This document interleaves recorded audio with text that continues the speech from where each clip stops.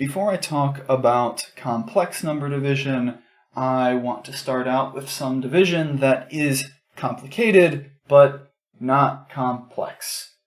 It's weird. Anyway, what I'm going to talk about here is the value 1 over root 2, where even if you've taken only the most basic trigonometry, which all of you should have done in high school geometry, you may remember this value there in the context of certain kinds of right triangles. A very specific and nice pattern to work with there in terms of one of those basic trig functions gets you that value 1 over root 2. And if you need to find the value 1 over root 2, well, today it's pretty trivial. It's pretty easy to do as long as your calculator has batteries. You just plug it in there, tell your calculator, find this number for me, and your calculator very dutifully tells you that up to how many decimals you want, it's about 0.707. It's easy. But, well, calculators weren't always available. And in fact, it's only really in the last 30 years that they've been regularly available to just about anyone who wants one. So, in an older context, not even that old, if you wanted to be able to find this value, it took a little bit more work. Because what you'd have to do is take some way to get an approximation for that. That's something that works with algorithms. It's not the nicest thing in the world, but you do have to do it to get something here. Where if you want to approximate root 2, well, you'd get about 1.414. Again, up to your level of desired specificity. So if you wanted to get this thing there, well, what that would come down to, roughly speaking, is, in terms of long division, because that's what you're doing if you don't have a calculator, you're looking at dividing not 1.414, that would be too easy. No, what you're looking at doing is taking 1 and dividing it into 1.414 parts. Besides the fact that dividing any type of nice natural number by an irrational number, even if it's being approximated rationally, it's so unfun that I've lost track of my sentence. This also kind of points at, well, a fundamental weakness here in the representation as a fraction. Because when you're thinking about things in terms of fractions, you're thinking about the purpose of fractions, it's to be able to represent a value in relation to a whole amount. That if I tell you I want 1/4, 1/2, 1 entire pizza, it's very easy to picture both what I'm talking about and whether or not that's a healthy amount of food to eat in one sitting. Want to see me shotgun this? Oh God, she means the pizza. No, she's unhinging her jaw! But 1 root tooth? What even is that?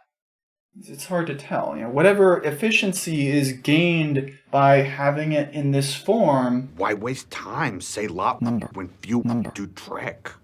Is immediately traded off by the fact that that number there, without computation, is entirely unclear. Are you saying see the world or sea world? Sea world, oceans, fish, jump, Okay. China. There's really no good way of knowing what that is written in that form, besides maybe its relation to other things.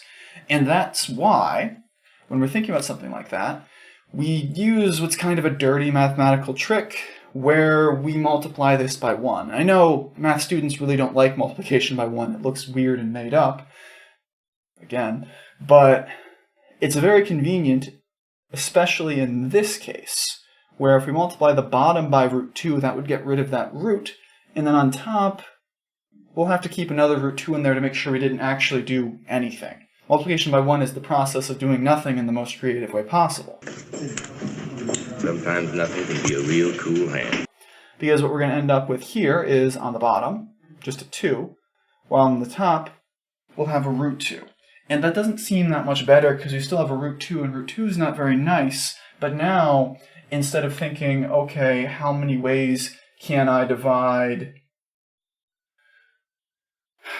1 into root 2 pieces, we're saying how many ways would I be dividing root 2 things into 2 pieces? And that's a lot easier. Even though it's an ugly number inside of there, you don't need a calculator to be able to tell yourself, hey, that's about 0.7. And that's why we would rationalize the denominator in any context, really. While I certainly can understand the allure of the why use many number when few number do trick method, this is a bit cleaner. Fine, I'll Rationalize. And so, in these contexts, while I might not be very picky about these numbers, about the distinction between these 2 things, especially in contexts like trigonometry, where I actually prefer the first one because it shows me the trig thing, Pearson, well, they're a bit more particular about their, let's say, number code than I am. So you should be careful. Anyway, you're probably wondering why it is that I've taken all of this time to talk about rationalizing the denominator when this whole thing was meant to be a discussion of complex numbers. And, again, I said this is complicated, but it's not, mathematically speaking, complex. Well, the same logic actually applies. That if I have some value like 4 minus I over 3 plus 2i, it's really not obvious what this is supposed to represent as even a complex number. But if I multiply by 1 in the appropriate way, in this case using the conjugate, I can put it into a more usable form. And that's what we'll see with our example on this.